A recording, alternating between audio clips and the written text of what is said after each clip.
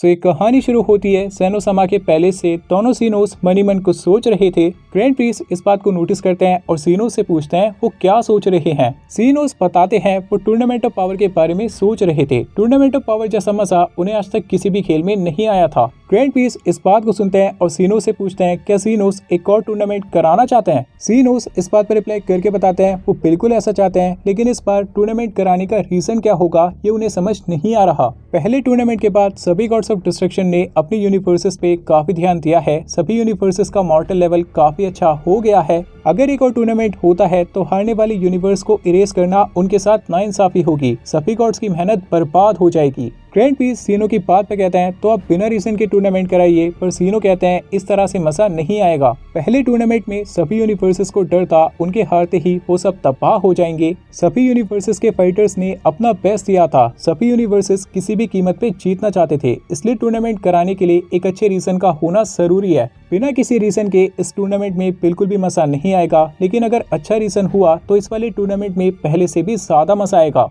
Grand Prince सीनोस की बात को समझते हैं, देन कुछ सोचने लगते हैं और उनको एक बहुत अच्छा रीजन मिल जाता है। ग्रैंड प्रिंस बताते हैं रीजन है और एक ऐसा रीजन है जिसकी वजह से सभी यूनिवर्सेस अपनी जी जान लगा देंगे इस टूर्नामेंट को जीतने के लिए। सीनोस इस बात को सुन के बहुत ज्यादा एक्साइटेड हो जाते हैं और ग्रैंड प्रिंस से इस रीजन के बारे में पूछते हैं। ग्रैंड प्रिंस सीनोस को ये रीजन बता देते हैं। कुछ देर बाद सभी यूनिवर्सेस के गॉड्स ऑफ डिस्ट्रक्शन, एंजल्स और सुप्रीम गाइड सीनो के पैलेस पे आ जाते हैं। बेसिकली सभी डीएटीज की मीटिंग रखी गई थी। सभी गॉड्स ऑफ डिस्ट्रक्शन सीनोस को देखते हैं। सीनोस बहुत ज्यादा एक्साइटेड लग रहे थे, जिसका मतलब है गॉड्स ऑफ डिस्ट्रक्शन के लिए एक नई टेंशन आने वाली थी। पता नहीं इस बार सीनोस को सभी गॉड से क्या चाहिए था। ग्रैंड प्रिंस सभी डीटीज को मीटिंग अटेंड करने के लिए थैंक्स बोलते हैं। मीटिंग यहाँ पे शुरू होती है। सबसे पहले लॉर्ड पीरस पूछते हैं मीटिंग क्यों बुलाई गई है। ग्रैंड प्रिंस इस बात पर रिप्लाई करके बताते हैं इस मीटिंग में एक बहुत इंपॉर्टेंट डिसीजन लेना है। टूर्नामेंट ऑफ पावर के बाद सभी God's of destruction super dragon balls की पावर से बहुत इंप्रेस हुए थे। काफी गॉड्स को इस बात का अंदाजा भी नहीं था इस तरह के स्पेशल आर्टिफैक्ट्स मल्टीवर्स में एग्जिस्ट करते हैं,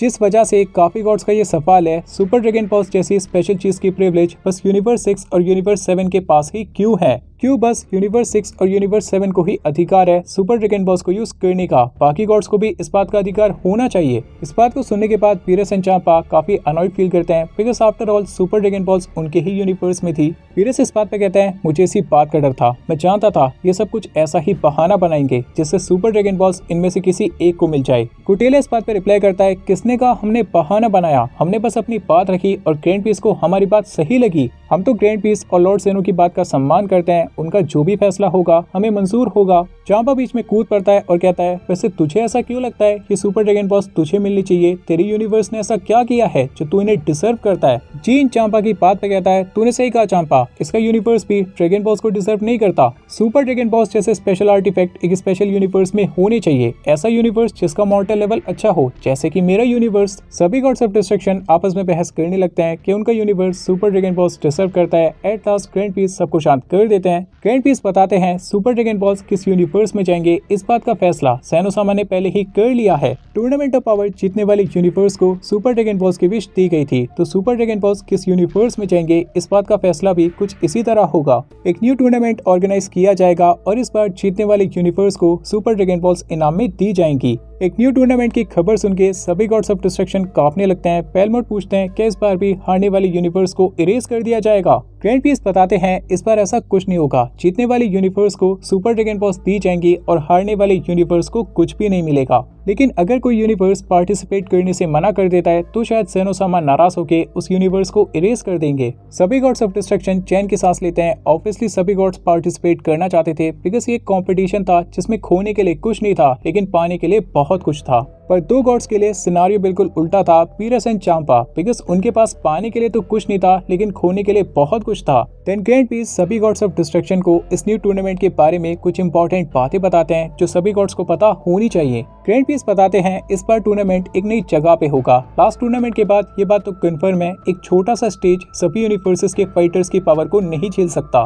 तो इस बार एक पूरा प्लेनेट प्रिपेयर किया जाएगा और इस प्लेनेट पे न्यू टूर्नामेंट कंडक्ट किया जाएगा। इस प्लेनेट को काफी जल्दी तैयार करना होगा, इसलिए सभी यूनिवर्सेस के सुप्रीम गाइज की ग्रैंड प्रिंस को मदद चाहिए होगी। दूसरी बात, इस बार 10 नहीं बस 5 ही फाइटर्स पार्टिसिपेट करेंगे हर एक यूनिवर्स से। ये टूर्नामेंट पहले जैसा ना बन जाए, इसलिए कुछ चेंजेस करने जरूरी थे, जिनमें से ये एक बहुत बड़ा चेंज है। तीसरी और सबसे इम्पोर्टेंट बात, जिन यूनिवर्सेस का मॉर्टल लेवल अच्छा है वो सोच रहे होंगे पिछली बार इस रीजन की वजह से उन्होंने पार्टिसिपेट नहीं किया था, लेकिन इस बार तो आप सभी पार्टिसिपेट करना चाहोगे, आप सबको भी सुपर ड्रैगन बॉल्स चाहिए। तो अगर आप सोच रहे हो अगेन आपको कोई एडवांटेज दिया जाएगा तो आप सबके लिए अच्छी खबर है। इस बार भी आपको एक बहुत बड़ा एडवांटेज दिया जाएगा जो टूर्नामेंट शुरू होने से पहले आप सबको बता दिया जाएगा। अभी तक के लिए इतनी इन्फॉर्मेशन काफी है। मीटिंग यहाँ पे खत्म होती है, आप सभी आपके यूनिवर्सेस में वापस जा सकते हैं। सभी यूनिवर्सेस के supreme guys gods and angels को प्लेनेट पे छोड़ने आते हैं, देन वापस ग्रैंड पीस के पास चले जाते हैं बिकॉज उन्हें ग्रैंड पीस की मदद करनी थी टूर्नामेंट का प्लेनेट प्रिपेयर करने में। कहानी आती है गोकू, वेजिटा और ब्रोली पे। गोकू और वेजिटा एक छोटा सा बैटल कर रहे थे और ब्रोली दोनों सेंस के इस बैटल को काफी ध्यान से देख रहा था।